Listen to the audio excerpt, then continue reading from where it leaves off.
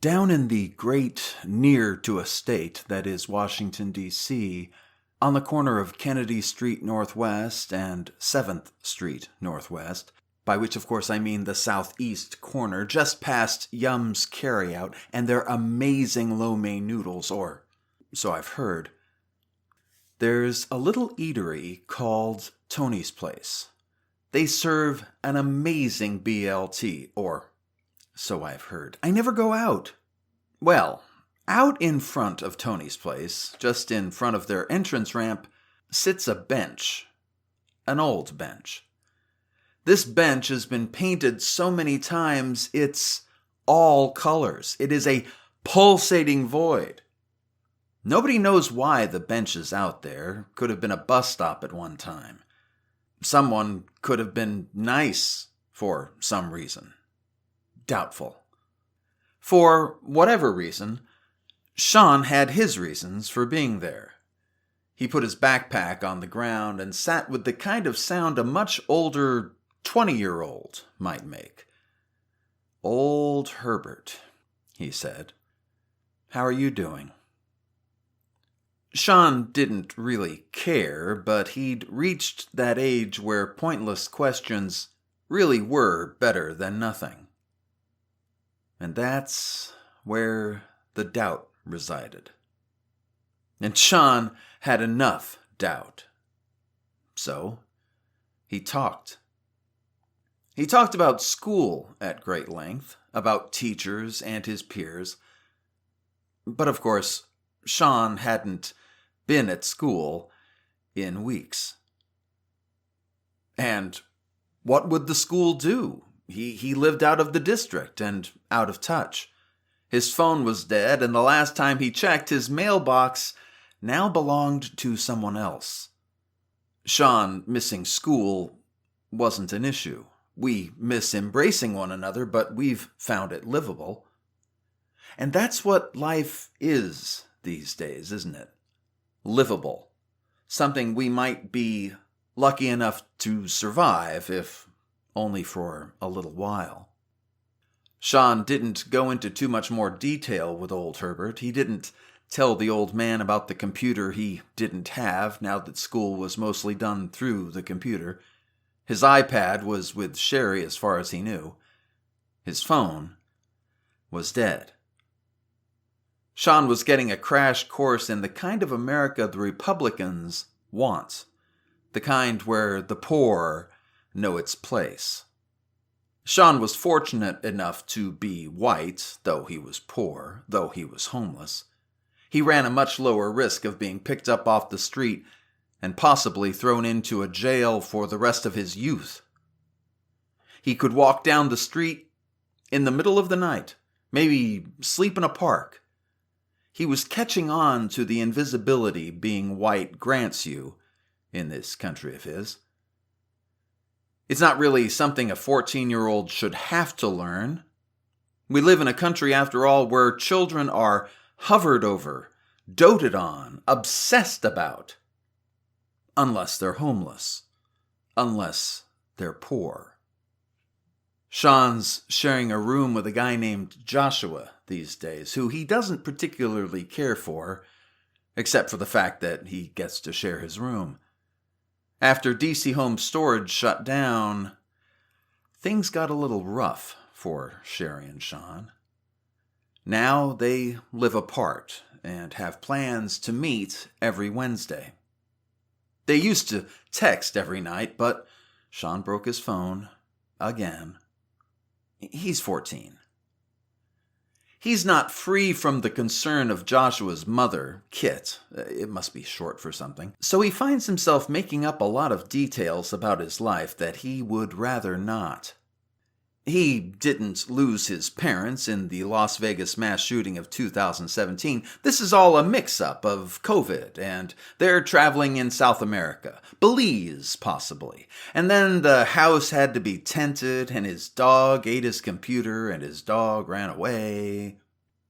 Kit did not look like she bought a word of it, but she did that thing that so many young people appreciated, where she didn't say anything but let him continue to share the room with Joshua. She let him stay at the house for meals, even if there wasn't a whole lot to eat. She even invited Sean to sit with them and watch TV in the evenings. She embodied a kind of American that Sean used to believe was emblematic of all Americans, in that she cared about people. She wasn't selfish or mean. She wanted to help. At the age of 14, on the cusp of 15, Sean knew it was time to grow up. He couldn't allow himself to believe the soft lie that everyone was as kind as Kit, whatever her full name might have been. Nearly 70 million, Sean said to old Herbert. He caged children. He killed their parents and their kids. He called the military losers. He bragged about abusing women. Sean stopped ticking off points and looked over at old Herbert. The old man looked straight ahead, just as he had when Sean sat beside him. He still hadn't moved. "Still thinking about Miss Alicia?" Sean asked. The toll Miss Alicia's death had taken on old Herbert wasn't easy to miss. Sean wished old Herbert would talk in one of those goofy voices he did, but now the old man just looked straight ahead, or down. Old Herbert has been out panhandling by the Emerson Community Clinic out on Kennedy Street Northwest. It's a good location. There are a few markets nearby and Tony's place, lots of houses nearby, lots of yards providing plenty of options when old Herbert needed to sleep outdoors, which he's been doing for about a month now. But that could change as the weather cools. Nighttime temperatures have been creeping dangerously close to the 30s, which is when old Herbert's old bones, well, they're not going to take none of that. Truth be told, old Herbert has been out panhandling by the Emerson Community Clinic because he doesn't really have anywhere else to go, really. After Alicia died, he pretty much lost track of Sherry, and, well, pretty much everyone else. When the voices of those he loved faded with distance, the voices that tortured inside of his mind grew louder and louder. Alicia and old Herbert went back pretty far. And the older you get, the harder it hits you. When someone dies, it's like the death knell is that much closer.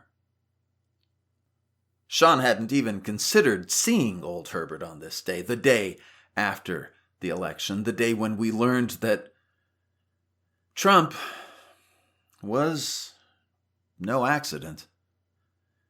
We've been trying to tell ourselves that he was an aberration, that it was because of Hillary Clinton somehow. But it's not. This is what America wants. And even if Joe Biden somehow wrests control out of the super spreader's hands, the truth about our nation is inescapable. We are exceptional. Americans are exceptional. Exceptionally horrible. What used to be the light of the world is now a billboard advertising disease and child torture and waste and corruption. And we're open all night. Sherry Finn knew a great deal about panhandling because it seemed like every time she went to some group offering assistance to homeless, it usually included some pamphlet or lesson on the dangers of panhandling and how much jail time it would get her. And Sean had been on his way to see Sherry.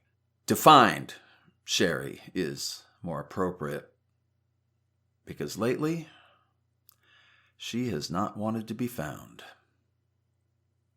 The death of Alan Oswald Watts hit her pretty hard. He was an awful person with nothing redeemable, the typical American. But Sean knew that Sherry had harbored her hopes for the self-righteous fat ass. Sherry had returned to WGNO looking for work, which is how she often spent her day. Which is why Sean had to look around a bit before he found her. The radio station had been shut down, but replaced almost immediately by a studio filled with right-wing producers of podcasts and YouTube videos and the like, all waiting for their turn to spew their hate. It's the American way. Sean had found Sherry at Benjamin Benneker Park. She hadn't been easy to find either. Benjamin Benneker Park is the kind of place with lots of trees, lots of shade, lots of places where someone who didn't care much can get lost, or at least remain hidden, for hours at a stretch. And Sean had found her in clothes she hadn't changed in about a week or even more. He'd taken her to the laundromat and had left her in clean clothes, thinking that she had been overreacting. But that was before the election. "It's what this country does to you," he said to old Herbert. "If you don't get in line, they just run the line through you." He looked over at old Herbert, but the old man still hadn't moved. He asked, "Have you eaten?" Old Herbert didn't reply. But Sean looked back at Tony's. Tony's has every kind of sandwich you can imagine. They've got meatloaf you would kill for, liver and onions, pork chops. Sean went in and bought the old man a cup of navy bean soup, which was $3. And that's only a lot if you ain't got $3. Sean only had $3, and once that was gone, Sean realized how much he no longer had. And it took some work to get old Herbert to eat, too. Feeding another person sucks when you yourself are hungry. But Sean knew he was only hungry because Kit made him feel uncomfortable pushing so much food his way.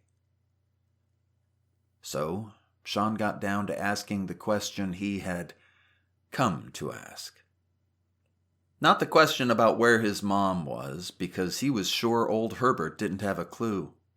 Not the question about why they had to live like they did, because Sean had grown up too fast to ask that question. Instead, Sean asked old Herbert if he'd heard anything from Daisy. He didn't know how old Herbert could possibly have heard a peep from the object of his affection. All he knew was that he didn't know.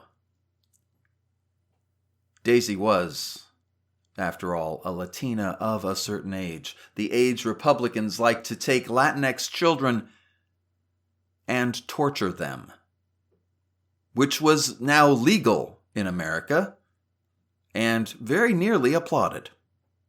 The torture of children is a cottage industry, up there with the distribution and dispersal of disease.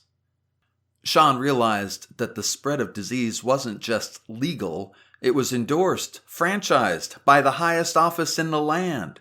Hatred was endorsed. Racism was applauded, even if Biden wins. America is just another terrible place, filled with terrible people, intent on destroying it and killing themselves.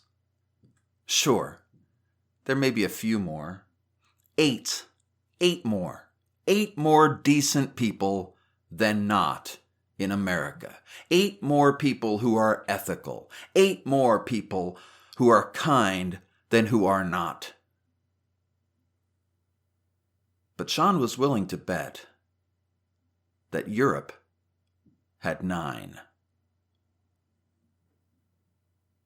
"What am I going to do?" he asked old Herbert. 4 years ago, I had a house, I had parents. Sean tried to remember all of the other things he had. The sofa by the entryway where he used to sleep while watching TV. The TV. "I don't know what's going to happen. I thought that we'd get help if, you know." And he felt old Herbert take his hand. And he waited for the old man to say just a word. But he didn't. Instead, old Herbert sat behind him on that multicolored bench that may have once been a bus stop. And he clenched the boy's hand. And he said nothing.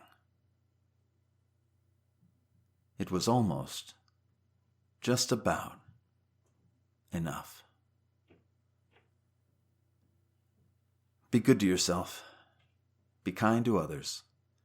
Find hope and goodness and love wherever you can. Just don't expect it from the United States of America.